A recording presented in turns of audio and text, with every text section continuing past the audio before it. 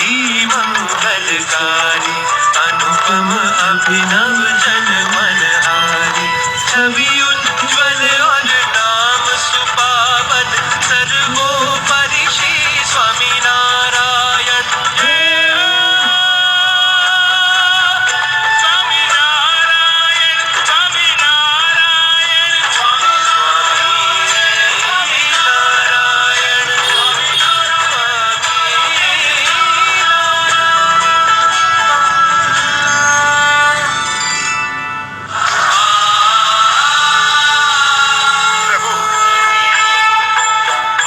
मुझे क्षमा कर दीजिए प्रभु।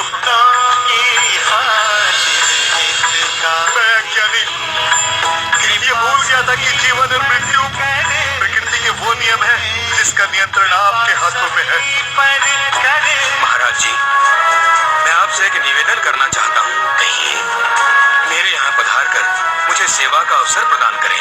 ठीक है भक्त मंचक हाजर, हमें आपका निवेदन स्वीकार है। अब हम शीघ्र ही आपके यहाँ पधारेंगे। सहजानंद कृपाल ने रखी वचन की लाज, वचन निभाने आ गए सब शिष्यों के साथ। ईश्वर के जहाँ चरण पड़े हो जाए कल्याण।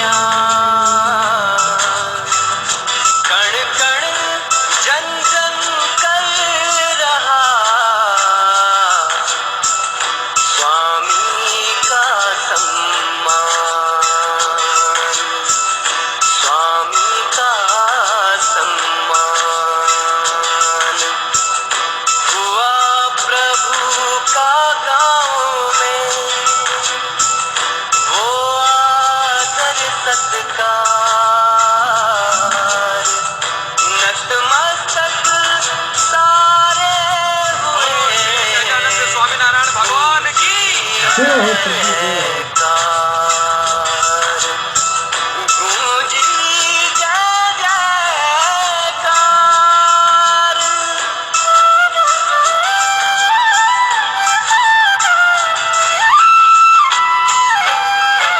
बाके बाल गोपाल कान्हा, बाके बाल गोपाल, तुम करुणा के सागर हो, तुम करुणा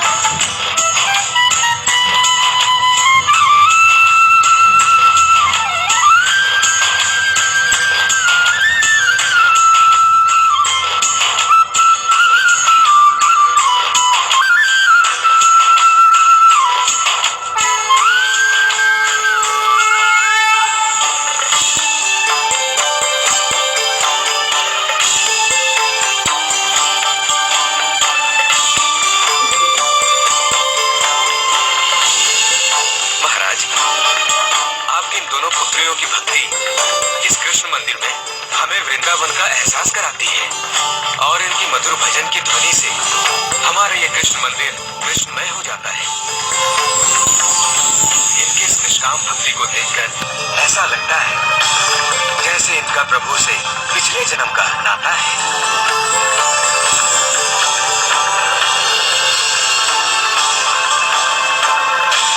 भैया, अब ये दोनों सयानी हो चुकी हैं और इनका विवाह भी तय हो चुका है। इसीलिए उन्हें पूजा पाठ की बजाय घर संसार का पाठ पढ़ाइए, अन्यथा इनकी ये भक्ति और आराधना इन्हें कहीं वैरागन न बना दे। आप ठीक कह रही हैं बहन। हम शीघ्र ही इन दोनों के विवाह की तिथि निकलवाते हैं। ब्याह? मैं ब्याह नहीं करूंगी और मैं भी ब्याह नहीं करूंगी माँ। लेकिन क्यों? आपके इस प्रश्न का उत्तर बस इतना ही है माँ कि आप जिन दायित्वों के बंधनों में बांधना चाहती हैं, हम उस बंधन में नहीं बंधना चाहते। उस बंधन में बंधना हर नारी के लिए सौभाग्य और गर्व की बात होती है बेटी, चाहे वो राजा की बेटी हो या रंग की। हर बेटी को अपना घर त्याग कर पति के घर जाना ही पड़ता है और इसके लिए तुम्हारे पिता किसी को वचन भी दे चुके हैं। अब उसका मान तो रखना ही होगा। माँ, कृपा करके आप हमें इस वचन की बड़ी वेदी पे मत चढ़ाओ। इसमें हमारी इच्छा सम्मिलित नहीं है। हाँ माँ, और पिताजी ने तो हमसे बिना पूछे ही ये वचन दिया है। अतः आप उनसे कहिए कि वे अपना वचन तोड़ दें, क्योंकि हम दोनों ने अपना ये जीवन श्री हरि को अर्पण कर दिया है और हम उनकी भक्ति के अलावा कोई भी बंधन में बंधने को तैयार नहीं है और यही हमारा अंतिम निर्णय है।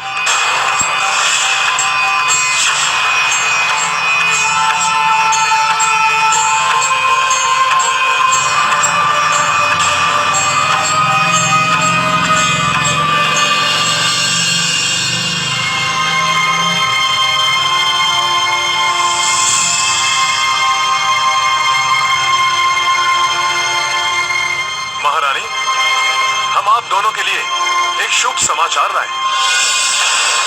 हमने जया और ललिता के विवाह की तिथि निकलवा ली है। यदि आप दोनों सहमति दें तो हम उनके ससुराल वालों को सूचित कर देते हैं। महाराज, आप हमारी पुत्रियों के ससुराल वालों को संदेशा अवश्य दीजिए, किंतु विवाह का नहीं, विवाह तोड़ने का। ये आप क्या कह रही हैं महारानी? वही जो सत्य है स्वामी। हाँ स्वामी, हमारी पुत्रियां इस विवाह के विरुद्ध हैं। विरुद्ध है? लेकिन क्यों? आप चिंता न करें भाई साहब, उनके विरुद्ध जाने से क्या होता है भाभी? होता तो वही है ना जो माँ बाप और समाज चाहता है। जानती है ना, सदियों से यही परंपरा रही है कि एक न एक दिन बेटियों का विवाह और कन्यादान करके हर माँ बाप को उन्हें विदा करना ही पड़ता है। हाँ ननद जी, किंतु किंतु किंतु मेरी सुनता ही कौन है? अरे, मैंने आप दोनों को कितनी बार समझाया कि बेटियों को इस पूजा पाठ से दूर रखिए। जो हुआ सो हुआ, परंतु अब क्या करें बहन? करना क्या है भाई साहब, उन दोनों पर थोड़ी सख्ती लाइए, पूजा पाठ से उन्हें दूर रखिए। थोड़े ही दिनों में उनकी अकल ठिकाने आ जाएगी। किंतु हम ऐसा कैसे कर सकते हैं ननद जी? यदि आप ऐसा नहीं कर सकती तो ये सब मुझ पर छोड़ दीजिए। आप तो बस ब्याह की तैयारी कीजिए।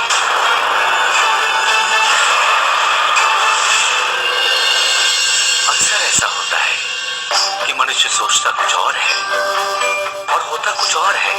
ऐसा इसलिए होता है क्योंकि भगवान ने हर मनुष्य के भाग्य में कब, कहां, क्या घटित होगा, ये सब उसकी नियति में पहले से ही लिख दिया है और उसे न ही कोई मनुष्य मिटा सकता है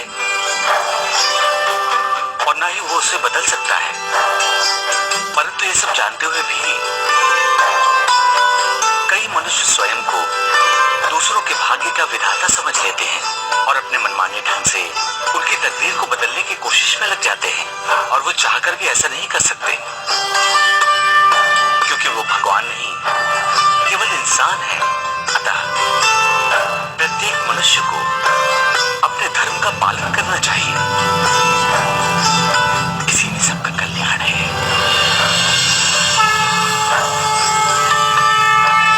बोलो श्री सहजानंद महाराज की जय। बोलो श्री सहजानंद महाराज की जय। बोलो श्री सहजानंद महाराज की जय। बागे बाल गोपाल काला बागे बाल गोपाल, हे सावल नंदलाल कान्हा बागे बाल गोपाल। बंद करो ये भक्ति का पाखंड। तुम दोनों को जितनी पूजा पाठ करनी थी कर चुकी, अब ब्याह की तैयारी करो। हमें ब्याह नहीं करना है बुआ जी। तो क्या जीवन भर अपने मायके की चौखट पर बैठी रहोगी? देखो बेटा, यदि तुम दोनों ने ब्याह नहीं किया तो तुम्हारे पिता एबल खाचर की जग हसाई होगी, उन पर वचन भंग करने का दोष मढ़ा जाएगा। और तो और, यदि उन्होंने तुम दोनों का कन्यादान नहीं किया तो वो पाप के भागी बनेंगे। हर बेटी और बेटे का ये कर्तव्य होता है कि वो अपने माता पिता के वचन का पालन करें। और ये पूजा, ये भक्ति, ये तो तुम विवाह के उपरांत भी कर सकती हो। आपने सही कहा है बुआ जी, परंतु आप ही बताइए बुआ जी, अपनी श्री हरि की भक्ति को छोड़कर हम कैसे किसी और के बंधन में बंध सकती हैं? ये तो उस मनुष्य के साथ भी छलावा होगा जिसकी हम जीवन संगिनी बनेंगी। इससे तो अच्छा यही होगा कि आप उन्हें ये सच्चाई बताकर ये बंधन को जोड़ने से पहले ही तोड़ दें, क्योंकि हमारा जीवन तो अब श्री हरि की भक्ति के लिए समर्पित हो चुका है, जिसे अब तोड़ना संभव नहीं है। लेकिन तुम्हारी पूजा पाठ पर प्रतिबंध लगाना तो संभव है, और ये कार्य हम आज और इसी पल से शुरू करते हैं। याद रहे, जब तक तुम दोनों खुशी खुशी ब्याह के लिए तैयार नहीं हो जाती, ये प्रतिबंध हटने वाला नहीं है। बड़ी आई पुजारिन कहेगी।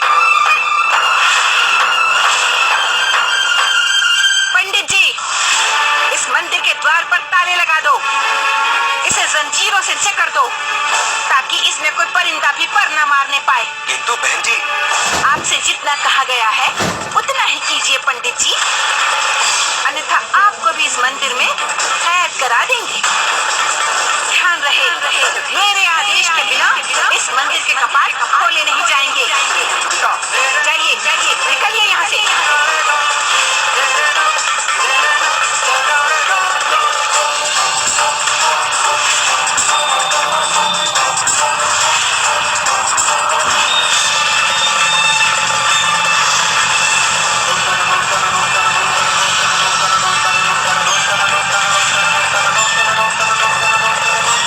याद रहे, मेरे आदेश के बिना ये कपाट नहीं खोले जाएंगे। जी बुआ जी।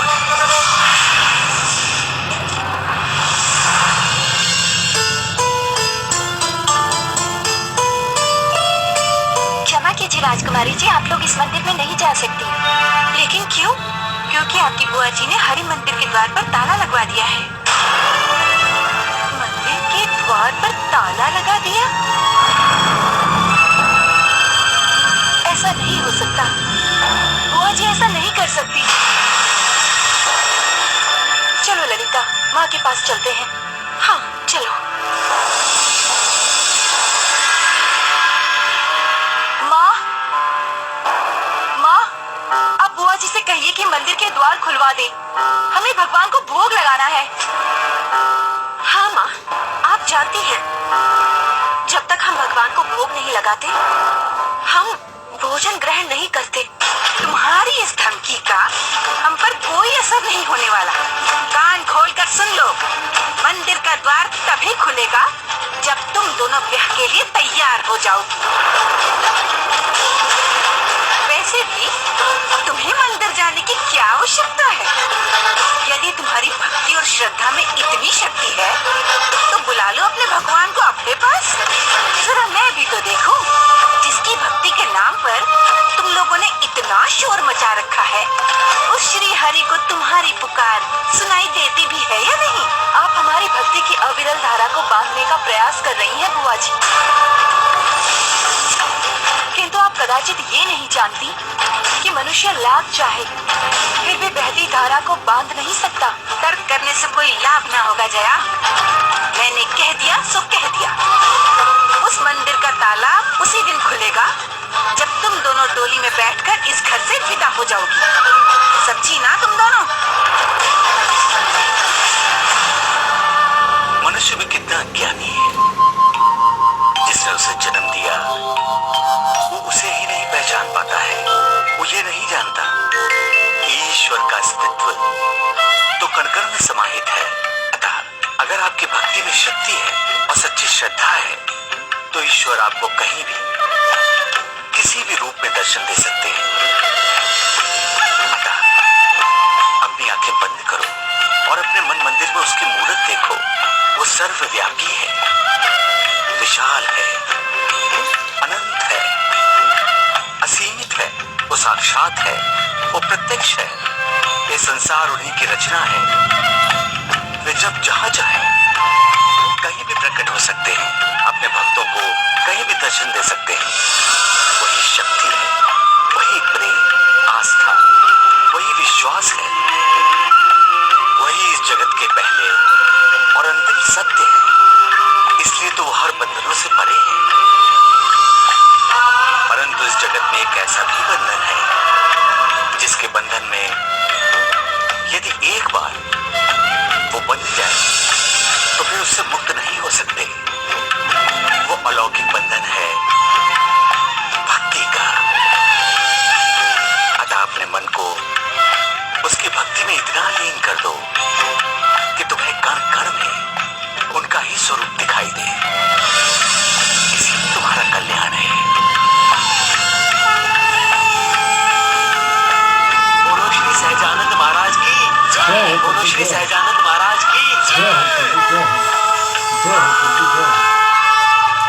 आप कुछ कीजिए स्वामी, अन्यथा उनका जीवन संकट में पड़ जाएगा। पड़ता है तो पड़ जाए, किंतु मेरा भाई अब उनके इस हट के सामने नहीं झुकेगा।